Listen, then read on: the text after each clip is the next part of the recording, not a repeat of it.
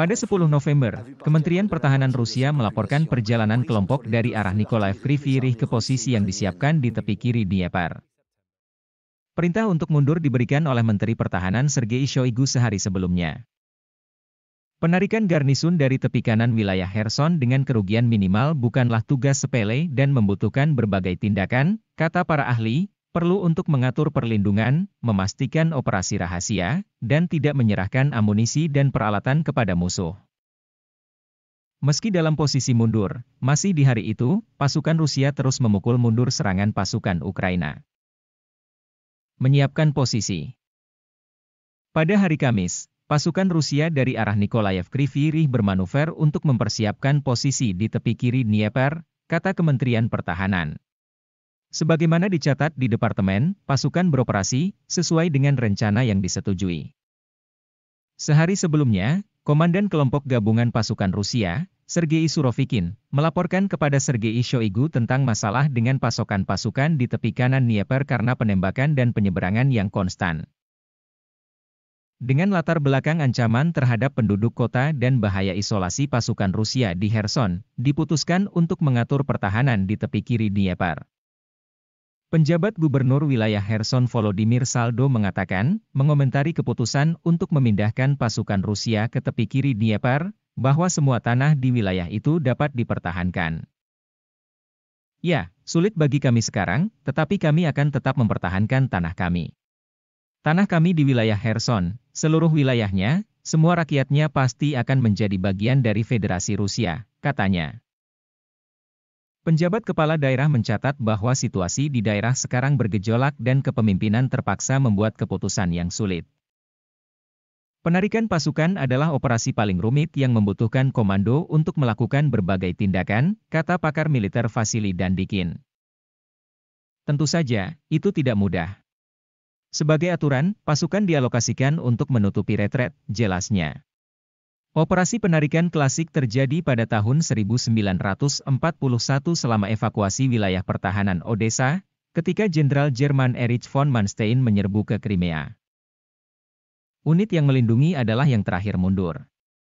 Kami juga memiliki pengalaman menarik seluruh Angkatan Darat ke-58 di Afghanistan. Yang terakhir, seperti yang harus diingat, adalah komandan tentara. Ini adalah pekerjaan yang sangat melelahkan. Jika perlu, kerusakan akibat serangan terjadi jika musuh berperilaku memadai. Lagi pula, tidak hanya orang yang mundur, tetapi juga peralatan. Manuver semacam itu memerlukan kontrol kolom, pekerjaan administrasi komandan, polisi militer, dan pekerjaan layanan teknik. Penting untuk memastikan kerahasiaan gerakan, untuk melindungi personel dan peralatan. Jika sesuatu tidak dapat diselamatkan, amunisi ditembakkan, peralatan yang tidak dapat diperbaiki dihancurkan, tambah ahli.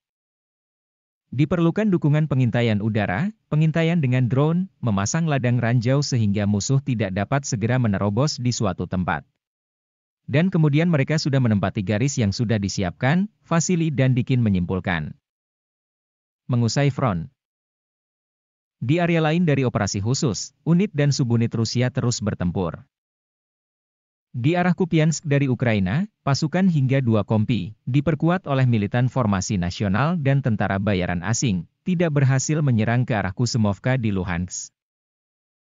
Mereka dihentikan dan dibuyarkan oleh serangan dari jauh. Kerugian Ukraina berjumlah lebih dari 90 prajurit dan pejuang Ukraina, sebuah tank dan 4 kendaraan tempur lapis baja. Di arah Krasny Liman, pasukan Rusia menggagalkan upaya 2 peleton Ukraina yang diperkuat untuk menyerang di dekat pemukiman Stelmahovka dan Ploschanka di Luhansk. Korban Ukraina berjumlah 70 tentara tewas dan terluka, sebuah kendaraan tempur infanteri dan 3 truk pick-up, kata Departemen Militer. Di Yuzhnodonetsk, serangan balik unit Ukraina tercermin dalam serangan ke Nikolskoye Donetsk. Artileri Rusia dan Angkatan Udara menghancurkan 55 gerilyawan, 1 tank dan 2 kendaraan tempur lapis baja, kata Letnan Jenderal Igor Konashenkov.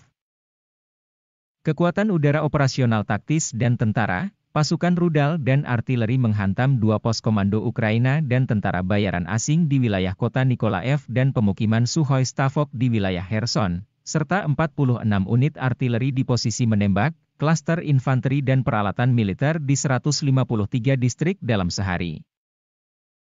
Di daerah pemukiman Krasny Liman di Republik Rakyat Donetsk, Novogrigorovka di wilayah Kherson dan Novopoltavka di wilayah Nikolaev, 3 stasiun radar kontrabateraian TPK-50 buatan Amerika dihancurkan. Di daerah pemukiman Anovka, wilayah Dnipropetrovsk, fasilitas penyimpanan bahan bakar untuk peralatan militer Angkatan Bersenjata Ukraina dihancurkan. Di daerah pemukiman Novoalexandrovka, wilayah Mykolaiv, gudang amunisi artileri Angkatan Bersenjata Ukraina dihancurkan. Pesawat tempur Angkatan Udara Rusia menembak jatuh sebuah pesawat Su-25 Angkatan Udara Ukraina di dekat desa Malomihailovskoye, wilayah Mykolaiv. Helikopter Mi-8 Ukraina hancur di udara dekat pos pemeriksaan Risvinka di wilayah Zaporozhye, kata Kementerian Pertahanan Rusia.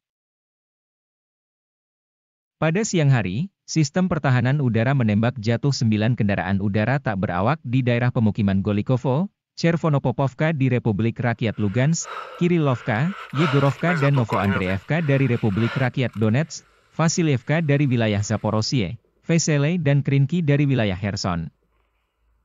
Selain itu, 21 roket dari sistem roket peluncuran ganda HIMARS dan Alder dicegat di area pemukiman Visokoye, Tomarino, Antonovka, Nikolskoye, Novaya Kakhovka di wilayah Kherson, serta 3 rudal anti-radar HARM di area tersebut dari pemukiman Guselskoye di Republik Rakyat Donetsk, Nikolskoye dan wilayah Korsunka Kherson, kata Kementerian Pertahanan.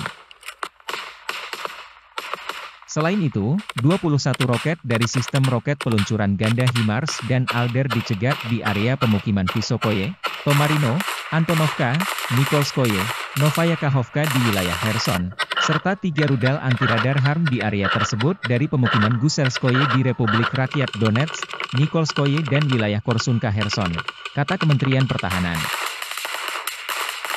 Peleton Tank-Letnan Senior Rasul Kashapov melindungi pemukiman itu. Formasi Ukraina berusaha menerobos garis di area tanggung jawab unit. Dengan tembakan mengarah ke militan yang maju, mengepung serangan Ukraina dan setelah menimbulkan kerusakan, memaksa mereka untuk mundur ke posisi semula. Sersan Alexander Surikov, wakil komandan peleton yang melindungi salah satu pemukiman bergerak melalui pinggiran desa, Alexander menemukan sekelompok militan yang mendekat. Bertarung dengan berani, Alexander, bersama anak buahnya, mempertahankan posisi mereka sampai bala bantuan tiba. Setelah itu, melakukan serangan balik, mereka menghancurkan penyabot musuh. Menjadi contoh bagi bawahannya, Alexander menghancurkan 4 militan, kata Kementerian Pertahanan.